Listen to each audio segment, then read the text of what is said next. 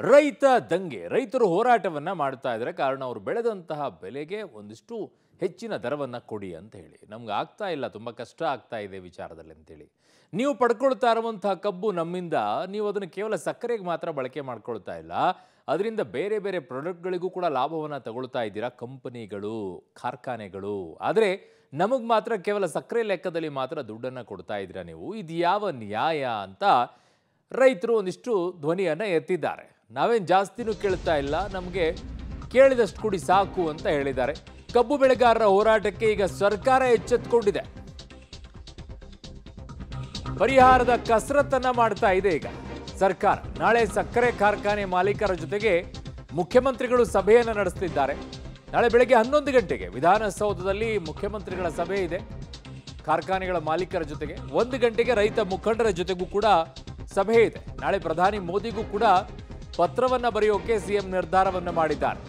ಪ್ರಧಾನಿ ಬಳಿ ನಿಯೋಗಕ್ಕೂ ಕೂಡ ಸರ್ಕಾರ ಚಿಂತನೆಯನ್ನ ನಡೆಸಿದೆ. ಕ್ಯಾಬಿನೆಟ್ ಸಭೆ ಬಳಿಕ ಮಾನ್ಯ ಮುಖ್ಯಮಂತ್ರಿ ಸಿದ್ದರಾಮಯ್ಯನವರು ಈ ಬಗ್ಗೆ ಒಂದು ಸ್ಪಷ್ಟನೆಯನ್ನ ಕೊಟ್ಟಿದ್ದಾರೆ. ಕಬ್ಬು ಬೆಳೆಗಾರರ ಹೋರಾಟಕ್ಕೆ ಎಚ್ಚೆತ್ತುಕೊಂಡು ಇವತ್ತು ಕ್ಯಾಬಿನೆಟ್ನಲ್ಲಿ ಚರ್ಚೆಯನ್ನ ಮಾಡಿ ತದನಂತರ ಅವರೇ ಸ್ವತಃ ಮಾತನಾಡಿ ಈ ವಿಚಾರಗಳನ್ನು ಪ್ರಸ್ತಾಪ ಮಾಡಿದ್ದಾರೆ.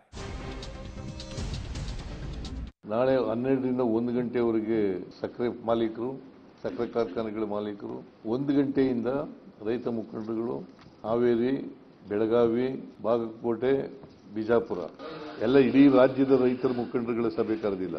ಎಲ್ಲಿ ಚಳುವಳಿ ಪ್ರತಿಭಟನೆ ನಡೀತಾ ಇದೆ ಆ ರಾಜ್ಯದ ಮುಖಂಡರುಗಳನ್ನ, ರೈತ ಮುಖಂಡರುಗಳ ಸಭೆಯನ್ನು ಕರೆದಿರ್ತಕ್ಕಂಥದ್ದು. ಅದ್ರ ಜೊತೆಗೆ ನಾಳೆನೆ ಪ್ರಧಾನಮಂತ್ರಿಗಳಿಗೆ ಪತ್ರ ಬರೀತಾ ಇದ್ದೀನಿ.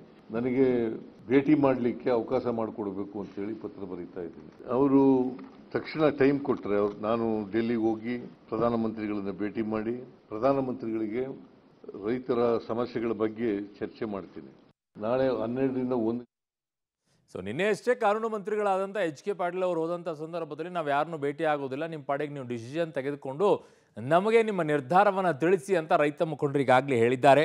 ನಿಮಗೇನಾದರೂ ಮೀಟಿಂಗ್ ಮಾಡೋದಿದ್ದರೆ DC ಅವ್ರ ಜೊತೆಗೆ SP ಅವ್ರನ್ನ ಕರೆಸ್ಕೊಂಡ್ಬಿಟ್ಟು ಮೀಟಿಂಗ್ ಮಾಡಿ ಅಂತಲೂ ಕೂಡ ರೈತರು ಹೇಳಿದ್ದಾರೆ. ಹಾಗಾಗಿ ನಾಳೆ ಮಧ್ಯಾಹ್ನ 1 ಗಂಟೆಗೆ ರೈತ ಮುಖಂಡರು ಬರ್ತಾರೋ ಇಲ್ಲೋ ಗೊತ್ತಿಲ್ಲ, ಆದರೆ 11 ಗಂಟೆಯಿಂದ ಕಾರ್ಖಾನೆ ಮಾಲೀಕರ ಜೊತೆಗೆ ಸಭೆಯನ್ನು ಮಾಡ್ತೀವಿ ಅಂತ ಹೇಳಿದ್ದಾರೆ. ಮಾಲೀಕರು ಹೋಗಬಹುದೇನೋ, ಮಾತುಕತೆಯನ್ನು ಮಾಡಬಹುದೇನೋ, ಯಾಕಂದರೆ ಅವರು ಕ್ಯಾಬಿನೆಟ್ನಲ್ಲಿರೋರೇ ಬಹುತೇಕವಾಗಿ ಕಾರ್ಖಾನೆ ಮಾಲೀಕರಾಗಿದ್ದಾರೆ. ಅದೇನು ವಿಶೇಷವಾಗಿ ಕರಿಬೇಕಾಗಿದೆ ಅವರನ್ನು. ಅವರೇ ಅಲ್ಲಿ ಅತಿಯಾಗಿರುವಂಥವ್ರು, ಅವರೇ ಹೋಗ್ತಾರೆ. ಒಂದು ಸ್ವಲ್ಪ ಜನ ಅಷ್ಟೇ ಬೇರೆದವ್ರು ಇರ್ಬೋದು, ಬಟ್ ಆಲ್ಮೋಸ್ಟ್ ಆಲ್ ಶಾಸಕರು, ಆಮೇಲೆ ಈಗ ಮಂತ್ರಿಗಳಿರುವಂಥವ್ರು, ಅವರೂ ಸಕ್ಕರೆ ಕಾರ್ಖಾನೆಗಳಿರೋದ್ರಿಂದ ಹೇಗೆ ನಿಲುವನ್ನು ತೆಗೆದುಕೊಳ್ತಾರೆ, ಯಾವ ನಿಲುವನ್ನು ತೆಗೆದುಕೊಳ್ತಾರೆ, ಸರ್ಕಾರದ ನಿರ್ಧಾರಕ್ಕೆ ವಿರೋಧವನ್ನು ವ್ಯಕ್ತಪಡಿಸ್ತಾರಾ? ಕಬ್ಬು ಬೆಳೆಗಾರರ ಮುಂದೆ ಹೊಸ ದರವನ್ನು ಪ್ರಸ್ತಾಪ ಮುಂದಿಟ್ಟಿದೆ ಸರ್ಕಾರ. ಪ್ರತಿ ಟನ್ ಕಬ್ಬಿಗೆ 11.25 ರಿಕವರಿ ರೇಟ್ ಬಂದರೆ 3,200 ರೂಪಾಯಿ ಆಗುತ್ತೆ. ಕಟಾವು ಸಾಗಾಟ ವೆಚ್ಚ ಹೊರತುಪಡಿಸಿ ಈ ದರವನ್ನು ಕೊಡ್ತೀವಿ ಅಂತ ಹೇಳಿದ್ದಾರೆ. ಕಬ್ಬು ಬೆಳೆಗಾರರ ಮುಂದೆ ಹೊಸ ದರವನ್ನು ಈಗ ಸರ್ಕಾರ ಪ್ರಸ್ತಾಪ ಇಟ್ಟಿದೆ. ಪ್ರತಿ ಟನ್ ಕಬ್ಬಿಗೆ 11.25 ರಿಕವರಿ ರೇಟ್ ಬಂದರೆ 3,200 ರೂಪಾಯಿ ಆಗುತ್ತೆ. ಇದು ಕಟಾವು ಮತ್ತು ಸಾಗಾಟ ವೆಚ್ಚವನ್ನು ಹೊರತುಪಡಿಸಿ ದರವಂತ ಹೇಳ್ತಾ ಇದ್ದಾರೆ. ಈಗ ಒಪ್ಕೊಳ್ತಾರೆ ಇಲ್ಲೋ ಗೊತ್ತಿಲ್ಲ. ಪ್ರತಿ ಟನ್ ಕಬ್ಬಿಗೆ 10.25 ರಿಕವರಿ ಆದರೆ ಅದು 3,100 ರೂಪಾಯಿ ಆಗುತ್ತೆ. ಹಾಗಾಗಿ ಒಂದು ಲೆಕ್ಕವನ್ನು ಇಡ್ತಾರೆ, ಬಾರ್ಗೇನಿಂಗ್ ಮಾಡ್ತಾ ಇರೋದು. 11.25 ಇಟ್ಟರೆ ಎಷ್ಟು? 3,200 ರೂಪಾಯಿ. 10.25 ಇಟ್ಟರೆ ಎಷ್ಟು? 3,100 ರೂಪಾಯಿ. ಹಾಗಾಗಿ ಇವೆಲ್ಲವನ್ನು ಪ್ರಸ್ತಾಪ ಇಟ್ಟಿದೆ. ನೀವು ಯಾವ್ದು ಒಪ್ಕೊಳ್ತೀರೋ ಒಪ್ಕೊಳ್ಳಿ ಅಂತೇಳಿ. ಅವರು 3,500 ರೂಪಾಯಿ ಬೇಕು ಅಂತ ಕೇಳ್ತಾ ಇದ್ದಾರೆ. ಏನಪ್ಪ ಮಾಡೋದು, ರಾಜ್ಯ ಸರ್ಕಾರ ಏನು ಮಾಡೋದು ಅಂತಂದರೆ ಅದನ್ನು ಇಂಪ್ಲಿಮೆಂಟ್ ಮಾಡ್ತಕ್ಕಂಥದ್ದು ನಾವು ಮಾಡೋದು. ಶುಗರ್ ಫ್ಯಾಕ್ಟ್ರಿಯವರು ಜೊತೆ ಮಾತನಾಡಿ ಅದನ್ನು FRP ಏನು ನಿಗದಿ ಮಾಡಿದ್ದಾರೆ ಕೇಂದ್ರ ಸರ್ಕಾರ, ಅದನ್ನು ಜಾರಿ ಮಾಡ್ತಕ್ಕಂಥ ಕೆಲಸ ಮಾಡ್ತಕ್ಕಂಥದ್ದು. ಕಬ್ಬು ನಿಯಂತ್ರಣಕ್ಕೆ ಸಂಬಂಧಪಟ್ಟ ಕಾಯ್ದೆಯಲ್ಲಿ ಸ್ಪಷ್ಟವಾಗಿ ಪ್ರಸ್ತಾಪಿಸಲಾಗಿದೆ. ಕೇಂದ್ರ ಸರ್ಕಾರನೇ ಮಾಡಬೇಕು ಅಂತ ಹೇಳಿ ಮಾಡಿರ್ತಕ್ಕಂಥದ್ದು ಅವರೇ ಮಾಡಿರ್ತಕ್ಕಂಥ. ನಾವು ತೂಕ ಸರಿಯಾಗಿದೆಯಾ, ಬೆಲೆ ಸರಿಯಾಗಿ ಕೊಡ್ತಾ ಇದ್ದಾರಾ, FRP ರೇಟ್ ಪ್ರಕಾರ ಕೊಡ್ತಾ ಇದ್ದಾರಾ ಅಂತಕ್ಕಂಥದ್ದು ನೋಡ್ತಕ್ಕಂಥದ್ದು ಅಷ್ಟೇ ನಮ್ಮ ಕೆಲಸ, ರಾಜ್ಯ ಸರ್ಕಾರದ ಕೆಲಸ. ಆಮೇಲೆ ನಿಗದಿತ ಅವಧಿನಲ್ಲಿ ಹಣ ಪಾವತಿ ಮಾಡ್ತಾ ಇದ್ದಾರಾ, ಇದನ್ನೆಲ್ಲ ನೋಡ್ಕೊಳ್ತಕ್ಕಂಥದ್ದು ರಾಜ್ಯ ಸರ್ಕಾರ. ಬರೀ ಬೆಲೆ ನಿಗದಿ ಮಾಡೋದು ಅಷ್ಟೇ ಅಲ್ಲ ಕೇಂದ್ರ ಸರ್ಕಾರದ್ದು, FRP ರೇಟ್ ನಿಗದಿ ಮಾಡೋದು ಅಷ್ಟೇ ಅಲ್ಲ ಕೇಂದ್ರ ಸರ್ಕಾರ. ಸಕ್ಕರೆ ಮೇಲಿನ ನಿಯಂತ್ರಣವನ್ನು ಅಗತ್ಯ ವಸ್ತುಗಳ ಕಾಯ್ದೆ ಪ್ರಕಾರ ಕೇಂದ್ರ ಸರ್ಕಾರ ಹೊಂದಿರುತ್ತದೆ. ಸಕ್ಕರೆ ನಿಯಂತ್ರಣ ಮಾಡೋದು ಇದೆಯಲ್ಲ, ರೆಗ್ಯುಲೇಟ್ ಮಾಡೋದು ಆ ಅಧಿಕಾರನೂ ಕೂಡ ಕೇಂದ್ರ ಸರ್ಕಾರನೇ ಹೊಂದಿರ್ತದೆ. 2017-18ವರೆಗೆ 9.5 ಇತ್ತು. ಆಮೇಲೆ 18-19ರಿಂದ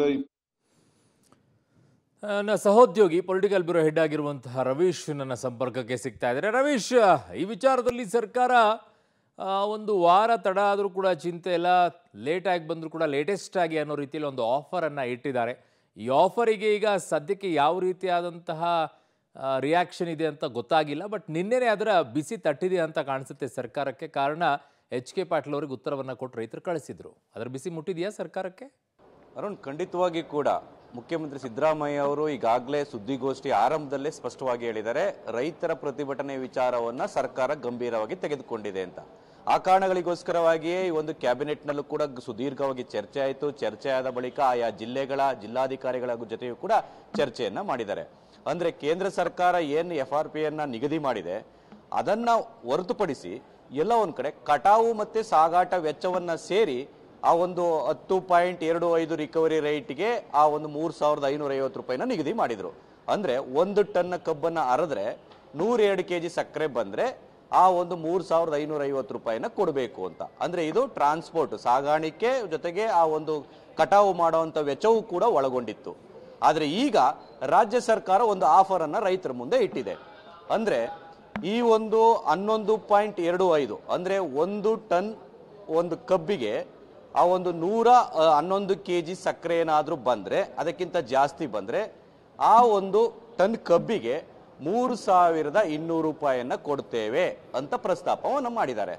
ಅಂದ್ರೆ ಇದು ಸಾಗಾಟ ಮತ್ತೆ ಅದರ ಕಟಾವು ವೆಚ್ಚ ಇರೋದಿಲ್ಲ, ಅದನ್ನ ಹೊರತುಪಡಿಸಿ ಅಂತ. ಅಂದ್ರೆ ಆ ವೆಚ್ಚವನ್ನ ಕಡಿತಗೊಳಿಸೋದಿಲ್ಲ ಅಂತ ರಾಜ್ಯ ಸರ್ಕಾರ ಹೇಳೋದು. ಅದೇ ಸುಮಾರು 700-900 ರೂಪಾಯಿ ಆಗತ್ತೆ. ಆ ಒಂದು ಇದನ್ನು ಕೂಡ ರಾಜ್ಯ ಸರ್ಕಾರ ಅದನ್ನು ಹೊರತುಪಡಿಸಿ ಈ ಒಂದು ರೇಟ್ ಅನ್ನ ಕೊಡ್ತಾ ಇದ್ದೇವೆ ಅಂತ. ಜೊತೆಗೆ ರಿಕವರಿ ರೇಟ್ 10.25 ಅಂದ್ರೆ ಸಾಮಾನ್ಯವಾಗಿ ಆ ರೇಂಜ್ ಅಲ್ಲಿ ಇದ್ರೆ, ಅಂದ್ರೆ 1 ಟನ್ ಒಂದು ಕಬ್ಬನ್ನ ಅರ್ಧಂತಹ ಸಂದರ್ಭದಲ್ಲಿ 102 kg ಸಕ್ಕರೆ ಬಂದಂತಹ ಸಂದರ್ಭದಲ್ಲಿ ಅದಕ್ಕೆ 3,100 ರೂಪಾಯಿಯನ್ನ ಕೊಡ್ತೇವೆ ಅಂತನೂ ಕೂಡ ಈ ಒಂದು ಸ್ಪಷ್ಟವಾಗಿ ಹೊಸ ಆದೇಶವನ್ನು ಕೂಡ ಇಟ್ಟಿರ್ತಕ್ಕಂಥದ್ದು. ಹಾಗಾಗಿ ಇದಕ್ಕೆ ರೈತರು ಯಾವ ರೀತಿ ರಿಯಾಕ್ಟ್ ಮಾಡ್ತಾರೆ ಅಂತ, ಯಾಕೆಂದ್ರೆ ರೈತರ ವಾದ ಇರ್ತಕ್ಕಂಥದ್ದು ಎಲ್ಲೋ ಒಂದ್ ಕಡೆ 3,500-400 ಈ ಹಂತದಲ್ಲಿ ಕೊಡಬೇಕು ಅಂತನೂ ಕೂಡ. ಹಾಗಾಗಿ ಇದನ್ನ ಸಕ್ಕರೆ ಕಾರ್ಖಾನೆಗಳು ಎಷ್ಟರ ಮಟ್ಟಿಗೆ ಕೊಡ್ತವೆ, ಯಾಕಂದ್ರೆ ಒಬ್ಬೊಬ್ರು ಒಂದೊಂದು ರೀತಿ ಮೋಸ ಮಾಡ್ತಾ ಇದ್ದಾರೆ ಅಂತ ಕೂಡ ರೈತರು ಆರೋಪ ಮಾಡ್ತಾ ಇದ್ದಾರೆ. ಅಂದ್ರೆ ತೂಕದಲ್ಲಿ ಮೋಸ, ರಿಕವರಿ ರೇಟ್ ಅಲ್ಲಿ ಮೋಸ, ಇದೆಲ್ಲವೂ ಕೂಡ ಇದೆ. ಇದನ್ನು ಕೂಡ ಸರಿಪಡಿಸಬೇಕು ಅಂತ. ಹಾಗಾಗಿ ಸರ್ಕಾರದ ಈ ಹೊಸ ಆಫರ್ ಅನ್ನ ಯಾವ ರೀತಿ ಸ್ವೀಕಾರ ಮಾಡ್ತಾರೆ ಅಂತ ಕೂಡ ಕಾದ್ ನೋಡ್ಬೇಕಾಗಿದೆ.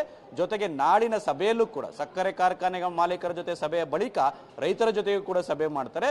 ತದನಂತರ ರಾಜ್ಯ ಸರ್ಕಾರ ಹೋಲ್ಸೇಲ್ ಆಗಿ ಒಂದು ದರ ನಿಗದಿಯನ್ನ ಮಾಡುವಂತಹ ಸಾಧ್ಯತೆಯೂ ಕೂಡ ಇದೆ. ಆದ್ರೆ ರಾಜ್ಯ ಸರ್ಕಾರ ಹೇಳ್ತಾ ಇರ್ತಕ್ಕಂಥದ್ದು SAPಯನ್ನ ನಿಗದಿ ಮಾಡೋದಕ್ಕೆ ಬರೋದಿಲ್ಲ. FRP ಯಾವಾಗ ಬಂತು ಅಂದ್ರೆ ಕೇಂದ್ರ ಸರ್ಕಾರ ಬೆಲೆ ನಿಗದಿ ಮಾಡುವಂಥದ್ದು ಯಾವಾಗ ಬಂತು, ಅದಾದ ಬಳಿಕ ರಾಜ್ಯ ಸಲಹಾ ಬೆಲೆಯನ್ನ ಈ ಸಂದರ್ಭದಲ್ಲಿ ಮಾಡೋದಕ್ಕೆ ಬರೋದಿಲ್ಲ. ಆದ್ರೆ ಈ ಕಟಾವು ವೆಚ್ಚ ಮತ್ತೆ ಸಾಗಾಟ ವೆಚ್ಚವನ್ನ ಏನು ಹೊರತುಪಡಿಸೋದಕ್ಕೆ ನಮ್ಗೆ ಅಧಿಕಾರ ಇರುತ್ತೆ. ಈ ನಿಟ್ಟಿನಲ್ಲಿ ನಾವು ಕ್ರಮ ತೆಗೆದುಕೊಳ್ತೇವೆ ಅಂತ ಕೂಡ ಮುಖ್ಯಮಂತ್ರಿ ಸಿದ್ದರಾಮಯ್ಯ ಅವರು ಭರವಸೆ ಕೊಟ್ಟಿದ್ದಾರೆ. ಹಾಗಾಗಿ ನಾಳೆ ಯಾವ ರೀತಿಯ ಅಂತಿಮ ತೀರ್ಮಾನ ಮಾಡ್ತಾರೆ ಕಾದ್ ನೋಡ್ಬೇಕು ಅವರು. ಓಕೆ ರವೀಶ್, ನಿಮ್ಮೆಲ್ಲ ಮಾಹಿತಿಗೆ ಧನ್ಯವಾದಗಳು.